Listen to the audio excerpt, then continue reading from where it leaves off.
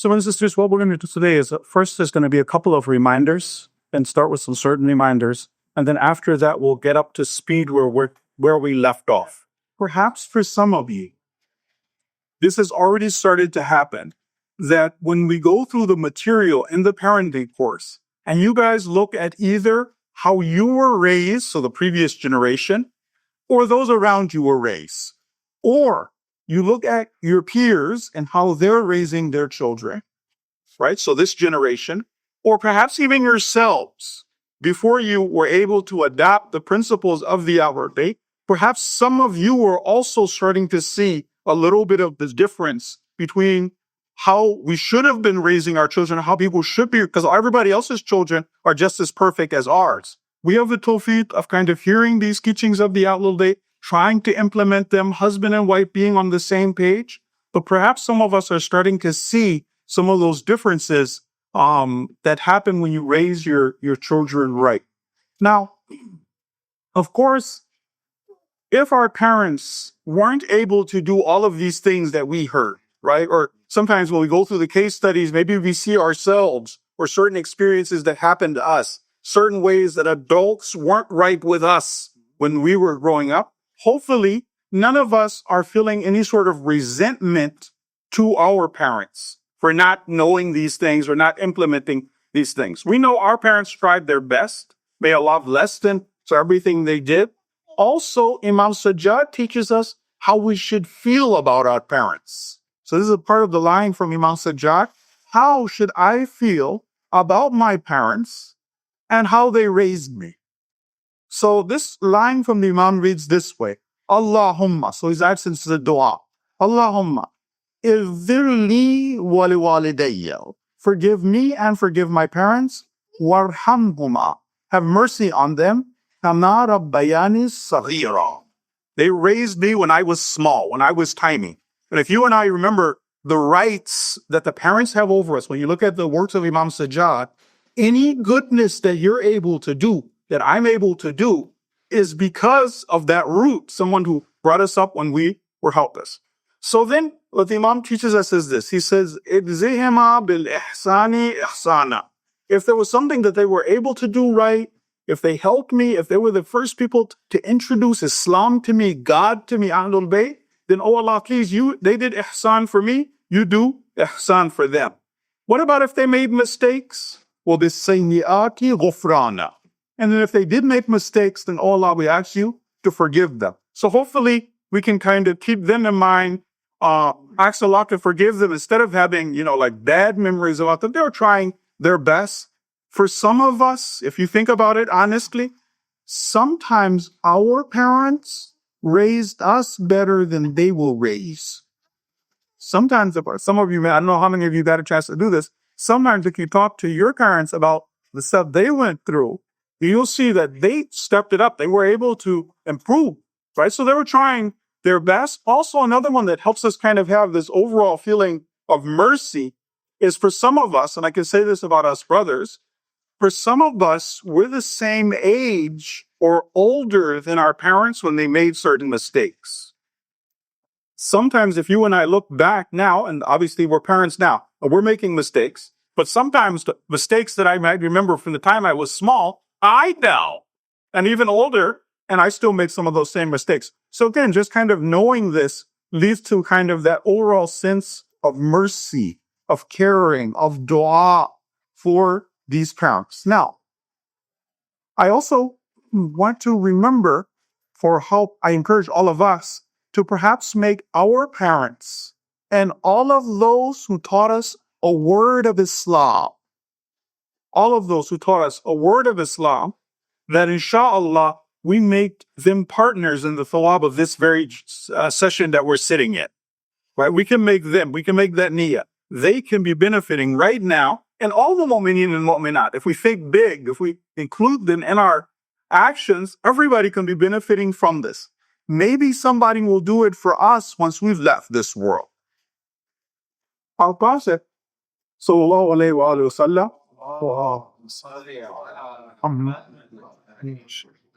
he passed by a grave. It was a freshly dug grave. So our Prophet passed by this grave, and when he passed by the grave, The person had just been buried last night. The family are there in their mourning. They're crying for the person they just lost. And the Prophet said this when he saw this person was in the grave. He said this, or not in the grave, but he sees the family crying. He says this, La rak'atan khafifatan, right? 2 light rakats, right? We make salat. How much is that? 2 light rakats. Mimma tahtaqirun. Those things that you think, that's nothing. 2 rakats. He says, Ahabbu ila sahib hadha al-qabr. This is more beloved. 2 rakats that you and I can do. We just don't know the reward of being alive, the opportunity of getting to know God, of serving His creation. He says 2 rakats that you can make, that you think are so easy and so light. He says is more beloved to the person in this grade min dunyakum kulliha, than your entire dunya. So again, the idea is to take advantage of this time, but maybe we can remember Imam Khomeini, right? His passing, he just passed, right? All of us owe Imam Khomeini big time. If we see victories for the resistance, if we feel like we're close to the liberation of Quds, if we see that Islam is on the move, do we want to remember those shohada, those families who lost fathers, those Imam Khomeini, those who were tortured, those women, those we want to remember them. Inshallah, keep them as part of getting the thawab of this gathering, right? I want to actually mention something that just gave me a lot of hope, okay? So what I heard, this is from the leader. So when the leader, Imam Khamenei, was at the graveyard of Imam Khomeini, right, just recently, and he was remembering President Raisi, Ayatollah Raisi, he was remembering him over there. He quoted a verse of the Quran over there. And brothers and sisters, I'd like it if you guys can look at this verse of Quran with me. So Surah 2 and verse number 154. Let's read this verse of Quran together and see why it gives us hope. Allah says this in the Quran. A'udhu billahi minash shaitanir rajim. وَلَا تَقُولُوا, and do not say, لِمَنْ يُقْتَلُ فِي سَبِيلِ اللَّهِ أَمْوَاتٍ. Don't say regarding those who were killed in the way of Allah, they are amwat, they're dead. Don't say that. Bal ahyabun. They are alive. Okay? Why was this important though? What the leader did was he said, if you look at the verses that precede this, and the verses that, you can do it right now, the verses that, like, because we're looking for the context, we're trying to make sense of this verse, we're looking at it in the context of the ayah. This verse is different than the verse that we find in Surah Ali Imran. In Surah 3, verse number 169, it's different. Here, brothers and sisters, if you look at the verses before, if you look at the verses after, there's no discussion about military jihad, like jihad with war or fight. There's no discussion before that or after that about that. What happens is being killed in the way of Allah is not limited to only those who have the tawfiq of going on the battlefields and being killed in the way of Allah. So, and if you remember, and he said, and he repeated himself, they are alive. It was talking about Ayatollah Raisi, right? They are alive. For some of us, even if we don't have the tawfiq of going on the battlefield, I'm going to mention what the conditions are. Perhaps he could also literally be shuhada. Right now, like, it's easier for you and I to wrap our heads around the idea that Shaykh Qasim Soleimani is alive. Shaykh Mahdi Zainuddin is alive, right? Ibrahim Hadi is alive. It's easier for us. But the idea that these are also, because he repeated himself, he said they're also ahya. They're also alive. Now, what does that mean? If you and I are raising your children the right way in order to liberate the globe. You've seen that massacre in Nusayrat, and you're raising your child is that this tyranny never be repeated again.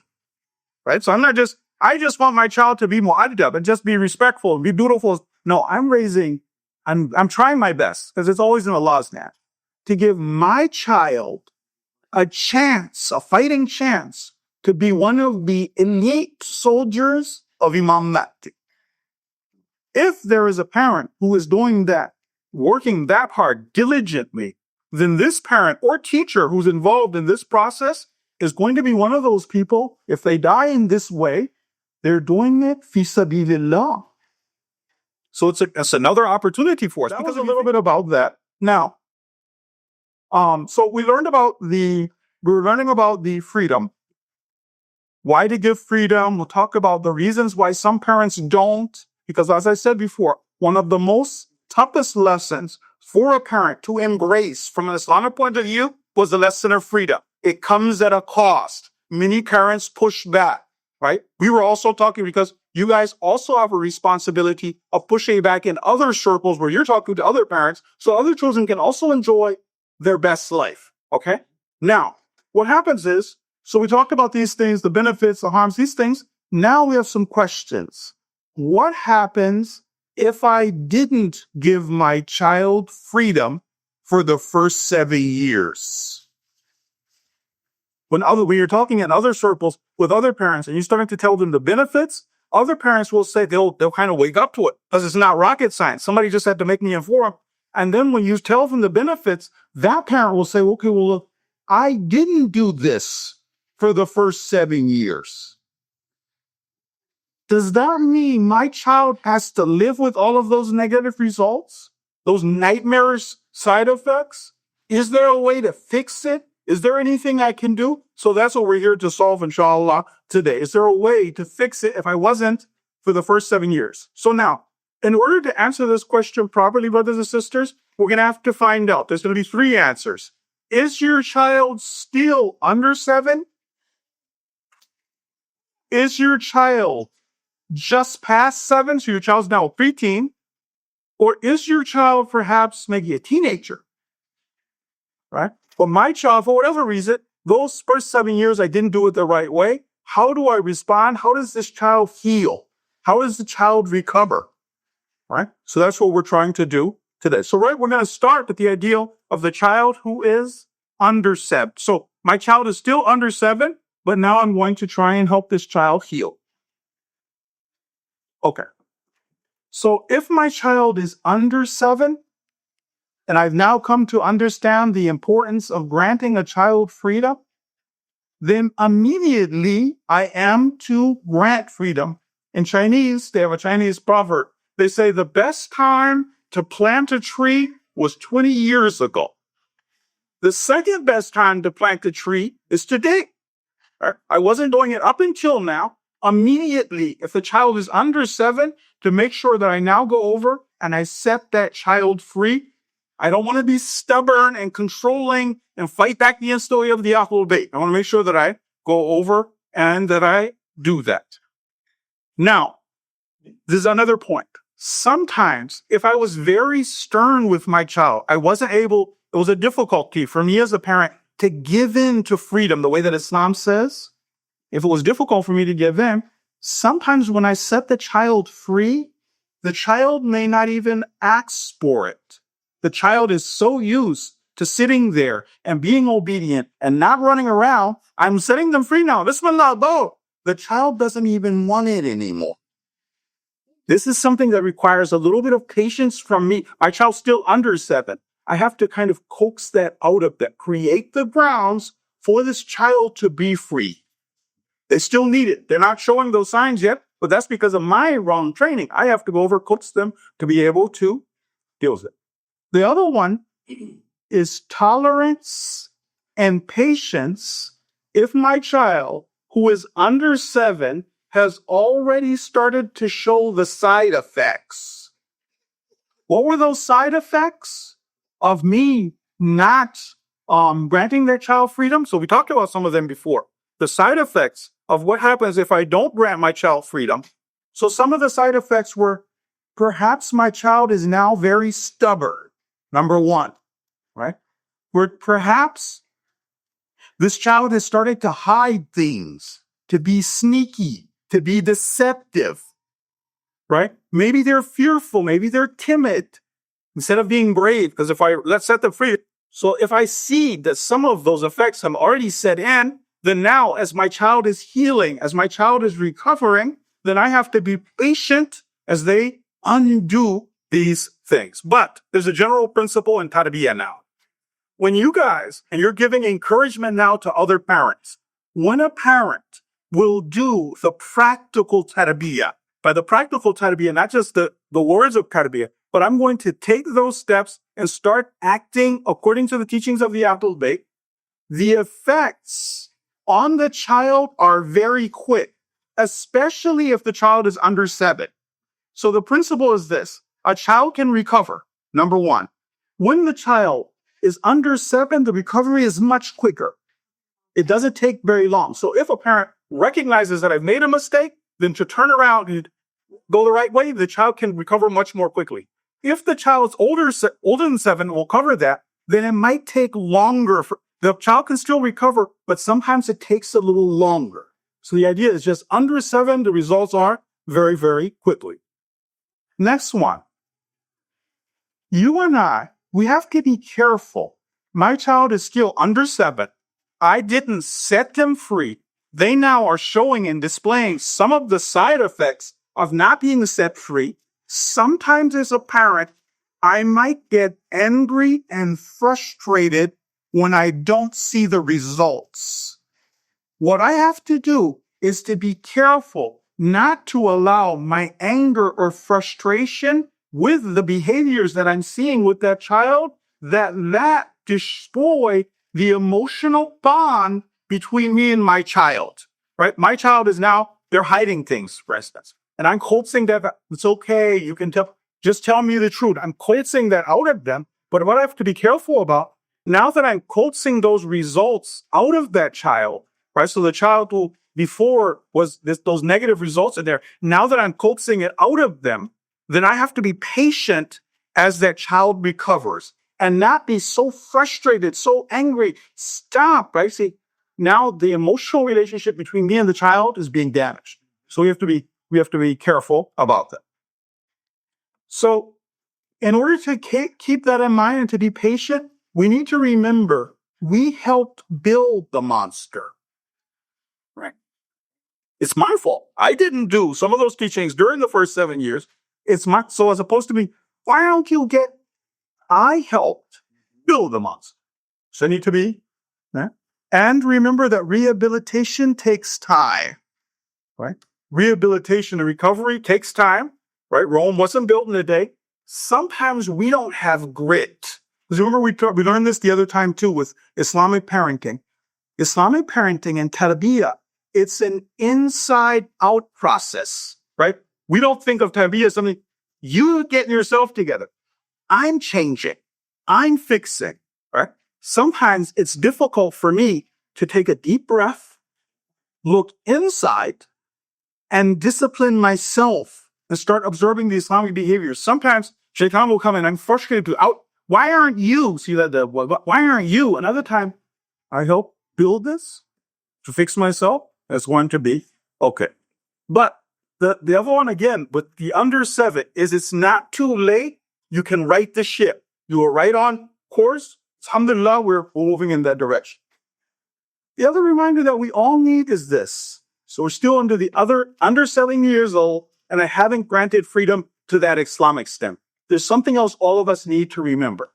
We are all capable of raising our children right. All of us have this ability. Allah believes in us. My child right now is demonstrating some behaviors that I don't like. Sometimes for human beings, it can be overwhelming. The kid is doing this. I said it, right? I wasn't like, right? But if I remember how Allah has taught me, I'm capable. I can handle this child. They're my amana, and I have the ability. Brothers and sisters, this is another verse. Allah says this multiple times in the Quran. I'm giving you one of the verses. So this is in Surah Baqarah, so Surah number 2, and verse number 286. Over there, Allah has confidence in me. I can do this. I'm up to this. Allah says in the Quran, La yukallifullahu nafsan. Allah doesn't put a burden on a soul, illa wus'aha, except to the extent of its ability. Now, what you and I learn from the words of the Ahlul Bayt is that your wus'a, the event that God puts duty on you, that's less than you're capable of. So the hadith of the Imam, this is from Imam Sadiq. So Imam Sadiq says this: Ma kallaf Allah al-ibad. Allah didn't put any burden on the servants illa except duna ma yutiqun. So less than you're capable of. Allah doesn't push you to the absolute limit and say, well, you're capable of this. Less than you're capable of, Allah gives you that duty. So we're all just as kind of remembering. We're all capable of raising our child right. I'm capable of disciplining myself. I'm capable of looking inward. I'm capable of righting the ship. But just remembering that promise of Allah is very important for us. So that's, now, let's say our child is now past the 7-year mark. My child is now past the 7-year mark. For the first 7 years, I did not give them the freedom the way that they needed it, but now they're past 7. But this child is a preteen. We're going to talk about the teenagers later. My child is a preteen, and now they're still struggling with some of those results. So, for those of us my child's now 9, right? 8. Right? One of the things that we have to do was that granting freedom for the first 7 years, one of the main effects of it was that it made my children feel very loved. Okay? I didn't do that. I didn't know I didn't do it. So now I have to remember with the lessons we learned in book number 2, what were the other methods that I was supposed to employ? And if I employed those other methods, the combination of them would help my child feel loved. Let's just step back for a second. If you guys remember, if we learned this way back when we began, if my child can feel intensely loved the way that the Ahlul Bayt have said, a lot of the Tarbiyah issues will be resolved. First of all, a lot of them will never even come about. If they do come about, with a gentle reminder, a child will be able to right themselves, because at their core, the core of this child, I feel deeply loved. Deeply loved. Okay. For me, because I wasn't able to do that for the first 7 years, my child's now a preteen, the other methods of making sure that a child feels loved, in addition to freedom, I have to make sure that I do that. Now, one of the things we have to also keep in mind as we're dealing with this child is love for our child. Okay? And I mentioned this before. Sometimes we're very loving when children are tiny, and they're so cute and they're running all around, stuff like that. And then when the child starts to get more difficult, I start to show less love to them. Right? So in order for me to get that willing obedience, I have to show love. I didn't show it, and now the child's being here. And so I'm showing less love. Right? So now, right? So one of the things we have to remind ourselves of, from an Islamic point of view, one of the signs of me having faith is love for my children. Hadith now. We're going to go over some of the hadith. One of them is the Prophet. He says, Ahiqqus sidyan, love children, warhamukum, have mercy on them. Another one, he says, in this one, Imam Sadiq, he says that Allah will have mercy on the parent to the extent of the intensity of their love for their child. Right? And this last one is a story from the Prophet. When children are being annoying, do I show love then? That's a sign of my iman. The story is this. So our Prophet, one of the Yahud was watching. Our Prophet is making salat, and he has Imam Hussein with him. Our Prophet making salat. When he makes salat, Imam Hussein is a baby at this time, then he gets on the Prophet's back. So the Prophet's leading salat jama'ah, and he gets on the Prophet's back, and then he says, Gidiyat to the Prophet. So the Prophet, when he comes out of sajda, and he gently takes Imam Hussein off, because Imam Hussein, he goes back into sajda, and again Imam Hussein gets up, Gidiyat. Right? So the Yahud was watching, and he's saying, so it says Salatul Dhuhr, 8 times, watching how many times does the Prophet? Well, after that, so he watched the whole prayer, and the Prophet each time gently putting him aside and making salat, he says, after that, he said that what you did with the Prophet, with your children, we don't do that. Right? We're not that merciful. He's amazed, Salatul Jama'ah. And then the Prophet said this. He says, know this. لو كنتم تؤمنون بالله ورسوله if you did believe in Allah and His Messenger, لَرَحِمْتُمُ الصِّبْيَانَ, you would definitely be merciful to children. So, when children are annoying, if I am merciful, if I am loving, if I do have that deeds, then I can say that my iman is that. Otherwise, this is now for my own motivation. I can't consider myself a good Muslim when I'm merciless and strict and so angry and so frustrated. No, that's me. I have to better myself. Now, so please. So that was the first setup, 7 years. Then the second 7 years with a preteen. Now we're moving on to the stage where our child is a teenager, right? A little bit older, but I didn't observe the things. And so now what happens is I'm seeing some of those results. How do I fix this? We're trying to do this. Number one, brothers and sisters, is to make sure that our child feels two things. Two things. One of them is loved and the other is respected and valued. Karama, right? We talked about this before. Karama. I have to make sure that my child has this deep sense of karama. Not only love, mahabba, but also karama, and that they're valued, right? And valued by God. If we want our children to recover, to heal, then we have to embrace how important is feeling valued, right? Karama. How I have to embrace the idea that feeling valuable, worthy. How important is that to tarbiyah? Brothers and sisters, maybe even some of us, if we look inwards and some of the issues that we have, it might be because our inner child, like when we were younger, perhaps we weren't, the adults who were around us, perhaps they didn't treat us with the karama that we needed. We might still be recovering. So, but now in order to fix this child, to do what I touch, so the law fixes this child, I have to embrace karama has a huge role in a child healing. Okay?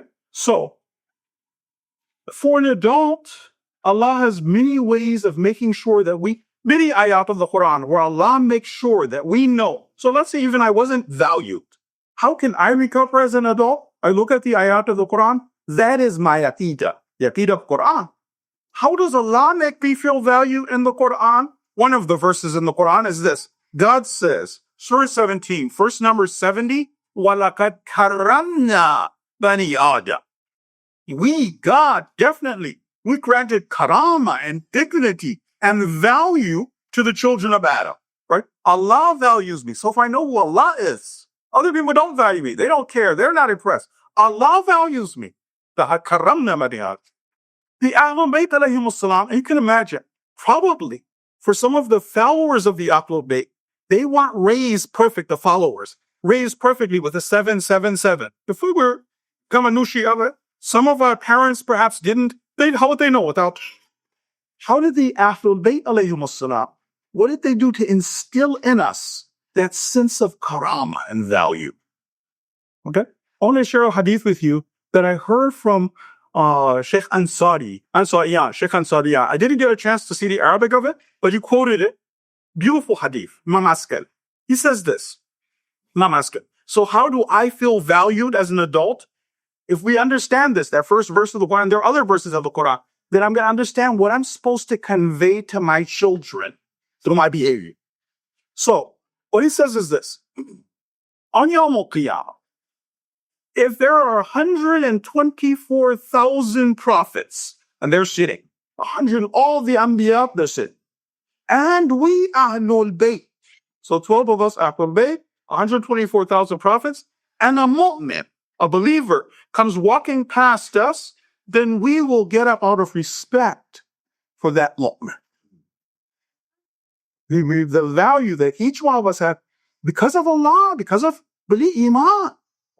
So, now that we know the karama that we're supposed to feel, how do I make the child feel that sense of karama?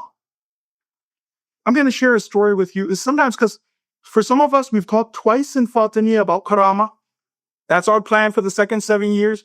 For the teachers and the staff, we're actually working on karama, so we have that plan for the second. But so we've already heard a little bit about that. Sometimes what's nice is to hear the same concept taught by a different person, right? So it can, inshallah, can settle in our minds. So this is now from Shaykh Nahyan about karama. What Shaykh Nahyan says is this. This is a beautiful video of Shaykh Nahyan. But he says about karama is this. He says that karama, feeling value, feeling valuable, important, worthy, karama is a prerequisite to taqwa. The prerequisite to taqwa is karama. And when you say have taqwa, right? I'm trying to advise a preteen or a teenager now. Have taqwa, fear God, don't blow your opportunity, do the right things. Salah, fasting is so important. The prerequisite for taqwa is feeling valued and important. If I feel value, our reflex, another way, our reflex, if we're dealing with something valuable, precious, delicate, then we're naturally careful, right? When I'm dealing with this thing, which is, okay. So example, is a little kid, right? And this father is about to put something in the backpack of this little kid. So he's saying, telling the little kid, look, I need you to be careful with this. It's really important. Be careful. And then he tells the kid the backstory. He says that I'm about to hand you a bar of gold. You're going to carry that in your backpack. But we sold our farm to get this. We sold our house. We sold our car. Your mom, her jewelry, she sold that. This is a family effort. She had a small inheritance from her grandfather. She sold that too. All of the family's assets are now this one gold bar. This is for you and your little brothers and your little sisters. Now I need you to take this and put it in your backpack and take it down the street to the bank. Right? By the time the little kid, oh, wow, everything's riding on me. I'm that valuable. The little kid is, but now take the same little kid. And the dad just comes over here. He has a rock in his backpack or some used sneakers. If I was used sneakers in my backpack, I would use the swing the back, knocking the legs up. I don't care. It's not valuable, right? So the feeling of being valuable, now that I'm back, Allah, karama, now I have to be careful. Now I can't lose this opportunity. So the karama is the prerequisite to taqwa. Now, the first 7 years, we're supposed to do that for the child. The first 7 years. Imagine for each child, you're so important, and my parents interacted with me in this way, that for 7 years, I was a sayyid. I was in charge. I was a king. Not only was I a king, I had servants. My mom and my dad. Right? Yes, they wouldn't let me do things that would hurt me, but otherwise, if I wanted something, it was good for me, they would give it to me. Right? So how much does that child have that strong sense of karama? The child we did these things the right way. So now, what happens is, this is another one that's a little bit scary. Sometimes when a child doesn't have that sense of self-worth, I wasn't able to give that, then that child will end up doing all kinds of things. Hurting themselves, because I don't matter to anybody. I'm a nobody. Right? Nobody convinced. So, and by the way, sometimes even externally, there's two things now. Somebody behaves as if they're proud and arrogant. That's different from feeling that sense of divine karama. Right? I have a very rough exterior. I hyper defensive. Anybody who mentions anything about any flaws, I'm acting arrogant. Does that mean that I have that sense of karama? No. This is from Imam Sada. Sometimes what happens is I can demonstrate behaviors that reflect a trait, but it doesn't mean this was fixed in me. This is from Imam Sada. Imam says this, Ma min rajul. There is no man, takabbara or tajabbara, who either is arrogant, haughty, right? He says, illa li dhillatin, except because of the sense of self-esteem, low self-esteem, yajiluha fi nafsi. Internally, I feel like a nobody. Externally, I show that, don't you talk about me, I am, right? But that arrogance is coming from, that's different from the karama that we're talking about. So now, what we're going to do is What's my job now? This child is a teenager. They don't feel that sense of it. What is my responsibility in order to be able to help them? So parents become very important. My interactions with this child, my behavior towards this child, this helps instill that sense of karah. My behavior and my interactions. The hadith of the Imam, this is now from Imam Sadiq. He says this, Akrimu awladakum.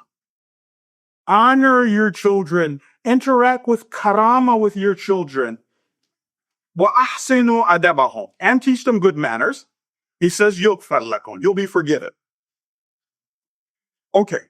So now, for these preteens or teenagers that we're now dealing with, there are several areas. So a healthy teenager or a healthy preteen expects to be treated with dignity.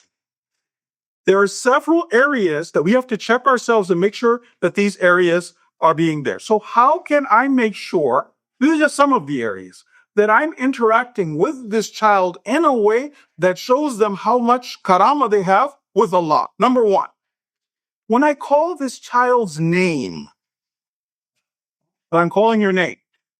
Hassan! Right there. Is there certainly the way that I talk to you, the way that I even call your name, even me calling your name. You know, the Prophet used to give people a kunya, even kids. Abu Abdullah, he's a child. Women wouldn't have children, and the Prophet would call the Fulan. Just to give, at that time, that was how people had that sense of karama. So what name do I use, and how do I use that name when I'm calling my child? Now, when I request something from my teenager or my preteen, I need you to do this. How do I request? There's one time I'm barging out orders, right? It doesn't convey any sort of karam. So how do I request things? I need something.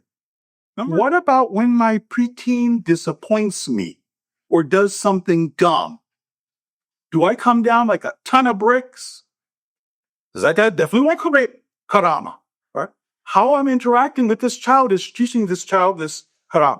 Let's say I have to make a decision that's going to affect my child directly. And this is one of those areas. We'll talk about this more later. There are some areas where children should have some choice, right? And the areas where the child should have choice, it affects me directly. How do you make decisions that affect me directly? So let's say, for instance, I'm just going to start with a small child, just so we can kind of get the idea. Let's say a child is 7 years old, right? Or now I was saying 8, and I'm going to go over and I'm going to buy them a shirt. I'm going to buy them some clothes. At least I can let them choose the clothes, the color, right? Out of these choices, where I'm giving them a choice. One time, I'm going to give you right? I don't know if you guys had that, but in my day, they used to talk about the idea, and I'm sure it was for white kids, but having a bold haircut is put a bowl on your head, just cut your hair off. But it's another time, how do you want to fade? This is just me giving you karama. The decisions that affect you, how you dress, or just, no, these are orders. Okay? What else do? They tell us patience in dealing with the negative effects of not doing it right for the first 7 years. So the bad behavior is now becoming ingrained. I have to be a little bit patient with that. These children who are not respected in the right way, they're more susceptible to being humiliated by others. Sometimes they're more likely I was bullied, I bully. That's one. Sometimes these kids are more rebellious, right? They're more rebellious now. They're pushing back against their parents. And sometimes what happens is it becomes a vicious cycle. My relationship with my mom or my dad wasn't the greatest. Now, their parents are dealing with my rebellious behavior or my bad behavior, and they don't have the patience to let me go through the process and heal and slowly fix and correct my mistakes. So then you start butting heads. And for some parents, then I will crush the child, right? And those children who are crushed, oh boy, they really become hell on wheels. So we want to remember the principle. If a child is very loved, they can recover. And the hadith of the Prophet is this: Al-hubbu asasi. That love is my foundation. So brothers and sisters, we're going to stop here. First salawat ala Muhammad wa ali Muhammad. Okay, brothers and sisters. So we answered that first question, the idea of what happened if I wasn't sort of able to grant freedom the way that I should for the first 7 years. Now we have another question that will help us finish the book on freedom. The second question is this: are we supposed to allow our children to remain free even after 7? Right? You've heard the hadith of being an abd, right? So what does that mean? So, because normally when the concept of freedom is discussed in Islam, it's discussed in the terms of the first 7 years and the effects that it has on raising a child right. But it is a question that, okay, well, after they turn 7, once they hit that magic number of 7, right, then they become an abd, then is that the time where we crack the whip and we come down like a ton of bricks and that's it, strip all your freedoms, you're going to prison, Alcatraz? Is that the kind of thing? So it's true.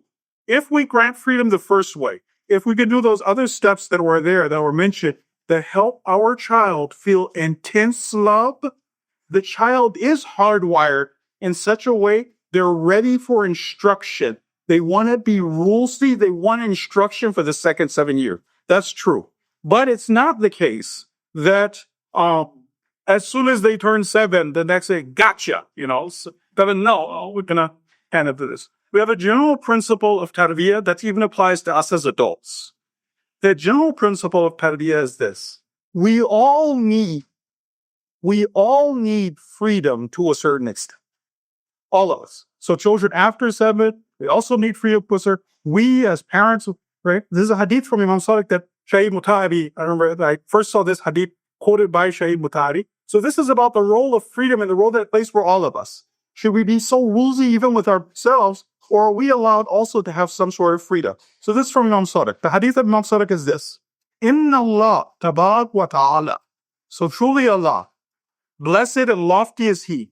Yuhibbu, Allah loves, and yukhadh bi rukhasih, Allah loves that you take advantage of the things that He has made lawful, that there are areas He's allowed for freedom. He loves that. Kama yuhibbu, the same way that He loves, and yukhadh bi aza'imih, the same way that Allah loves you carry out the wajibat, the same way that those are important.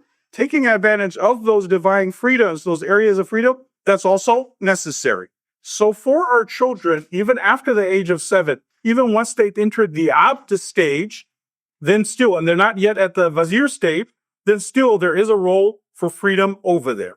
What happens is, in a nutshell, the freedoms that we're going to take away from the child for the second 7 years are those freedoms that are not suitable for that year. So for instance, for the first 7 years, we would let the child play with water. We would let the child write on the wall. We would let the child rip their book. For instance, these are different areas that we talked about, areas of a child being free. Now those freedoms are no longer needed. Right? Now the child actually is going to need us to do some other things with them. So also we want to keep this in mind too. A lot of those childish freedoms, because we observed freedom in the first 7 years, the child has now matured, and the desire to play with my food, put water in my food as an example, that's out of my system now. So if we do it the right way, the child, by the second 7 years, they don't have a need for it. We've already talked about the child who's still recovering, right? And we're being a little tolerant of some of those childish behaviors, but they die out of their system by us doing it the right way. So now, the freedoms that a child doesn't need, which are unsuitable for that years, we're taking those away. Number 2, the child during these years, they are supposed to receive instructions from us on how to be an abd. Those instructions are not just us barking out orders. Part of it is going to be indirect learning through observation, right? So we're teaching we're training the person to be an abd, but all of it is not just direct orders, it's indirect orders, and we're teaching the child in this way. So for instance, we're going to be teaching this child to be disciplined the second 7 years. Having an organized approach to their studies, we're teaching the child this, right?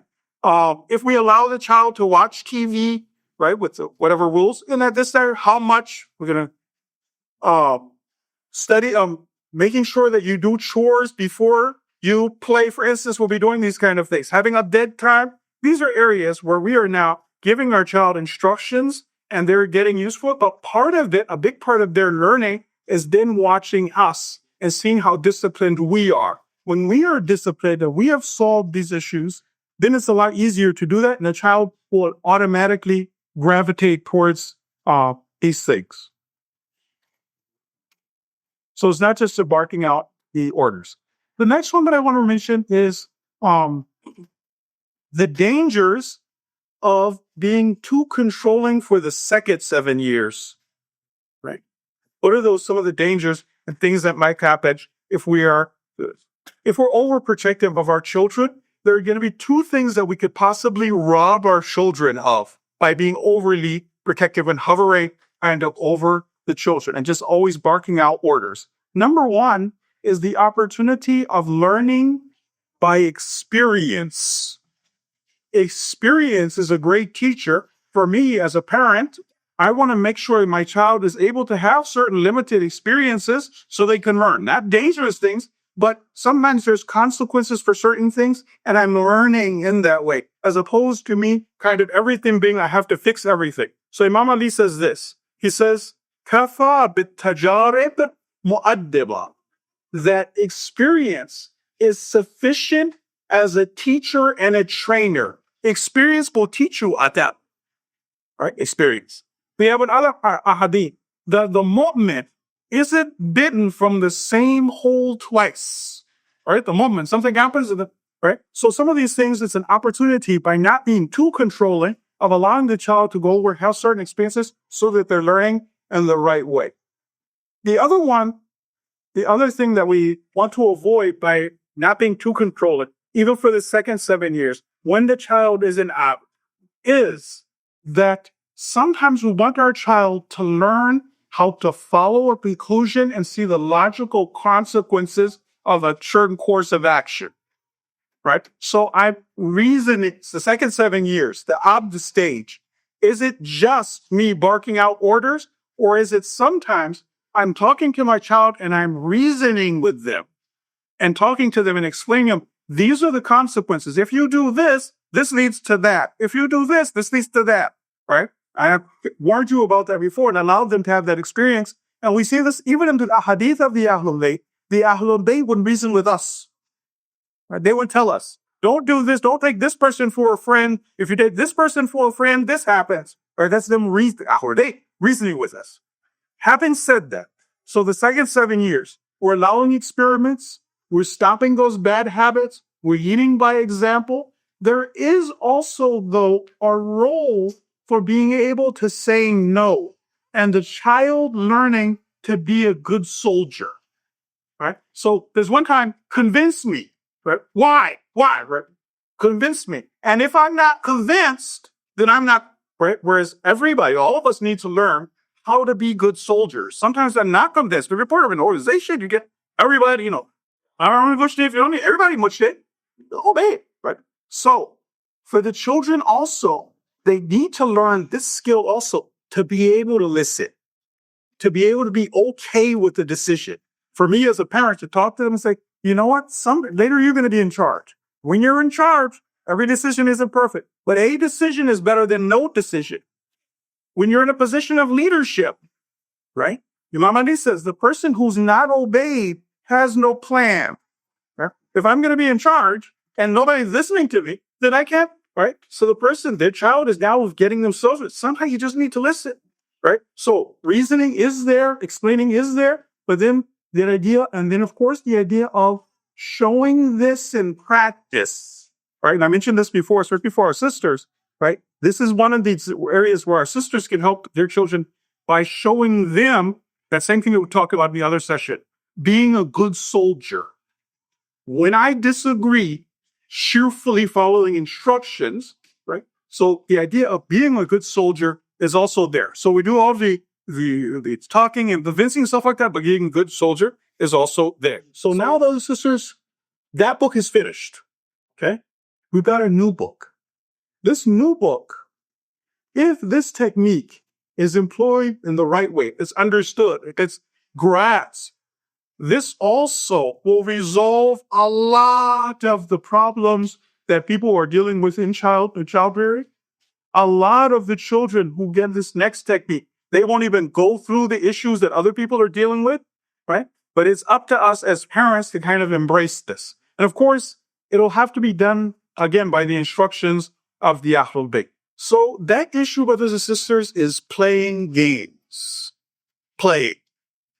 The idea that our children need to play physical games, games with us.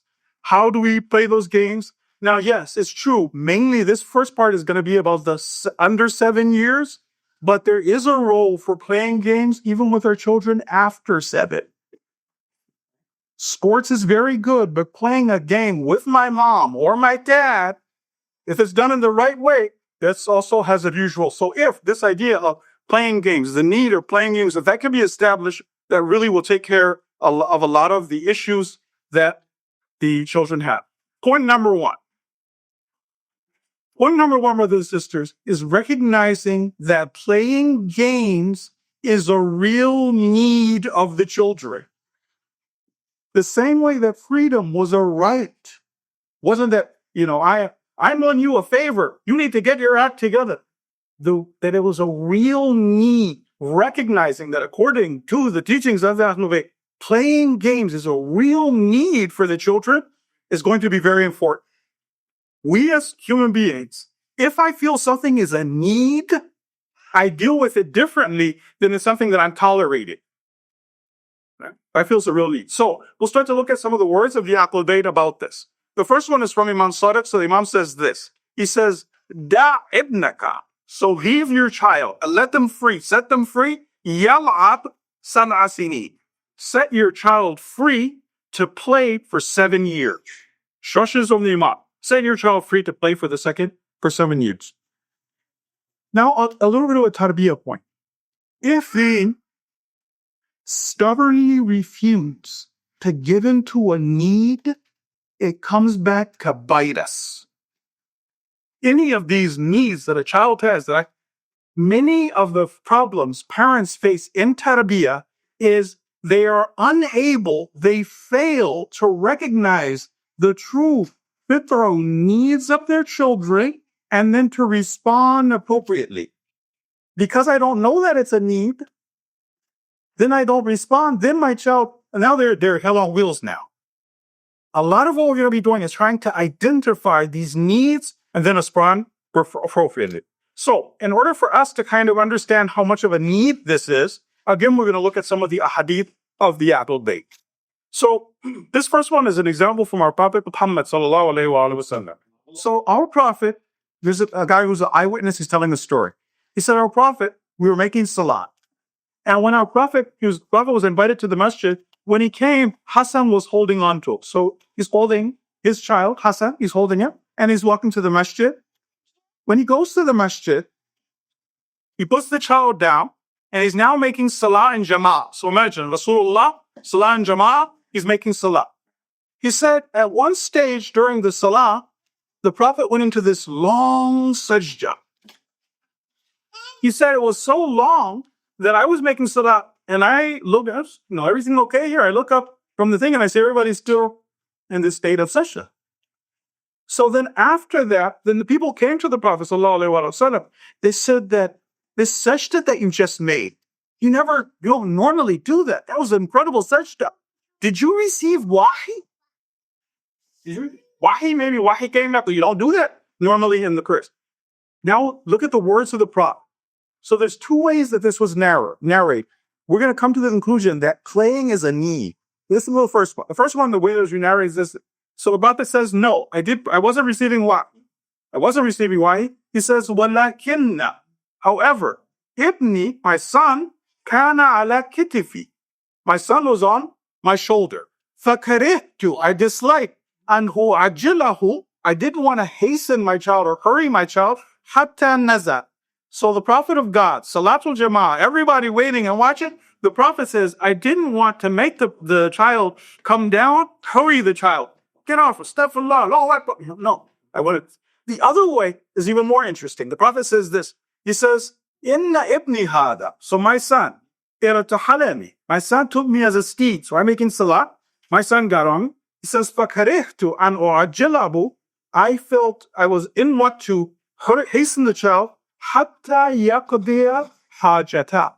Until the child fulfilled their need. So playing is a need. Playing active games for the child is a need. Okay? Now, there's another rule of tarbiyah. This rule of tarbiyah is this. Those people who identify the primary needs of their children and then respond appropriately, these are the people who are able to have the deepest emotional bond with their children. The more fundamental that need is, there's some of the needs of the child which are very fundamental. The more fundamental that need is that I'm addressing, the person who addresses that need is able to make his child feel truly loved. Okay? So we're able to listen. So, a dear example from the Ahlul Bayt. This next one, Jabir is Bayt. So Jabir says that I came and I saw that our prophet, and remember, this is a prophet who is awwal ma khalaq Allah, the greatest of Allah's creation. Our prophet, I said I came and I saw it, our prophet was on his hands and knees, right? And Imam Hassan and Imam Hussein were riding on. They're riding on the prophet. And the prophet was saying, what a wonderful camel you have, and what wonderful the riders you are. Right? And you see this? I don't know, some of you maybe have seen videos of local maybe. I don't know, right? Either we're kicking the ball or so playing like that. And the prophet wouldn't only do this with his own children. But the prophet was only like that with his children. For other people's children, the prophet, no. Even when maybe you've heard this story from me or from others, where they were going to make Salatul Jama'ah, and the kids see that Imam Hassan and Imam Hussein are with the prophet. They want to go over, they want to play with the prophet. They start playing with the prophet, and they want the prophet to be their camel. Okay? So then the other kids, they make the prophet be the camel, and then one of the Muslims comes running back to Masjid, it's getting a little late, and then he's like, okay, again, kids, Bismillah, and the prophet says, no. He says, you need to ransom me from the kids. You have to pay for the camel. So how much you want to sell your camel for? And they sold the prophet their camel for 8 walnuts. All right? They took the walnuts. Okay. Well, see, how much of a need is this? How's the prophet the idea of playing active games? Is what kind of games? Is it every kind of game? Why don't people take it so seriously? Well, playing games that our prophet was the greatest of Allah's creation would make that time to play a physical game with children to this extent. And it's interesting that the children, they would see the prophet come back from a journey. You look at the hadith, and the children were waiting, and they're like, put us on the camel. And the prophet, not only would he take these kids, just regular kids from the street, and put them on the camel, you told the ashab, you also. So the kids come riding the prophet. They're out for 2 months, riding Badr, Uhud, and everybody was just the way that these children the prophet would be dealing with these children. So, number one, the first point was the idea that this is a real need. Playing physical games with our children is a real need. Based on the hadith of the Ahlul Bayt, they feel intense love in this way when they play games with us. Number two is that some of our children are malnourished when it comes to playing games with their children, with their parents. Right? They haven't gotten enough of this playing games. Oh, wow. Okay. So I guess we'll talk about some of these other questions, inshallah, later. We end with salawat ala Muhammad wa ali Muhammad. So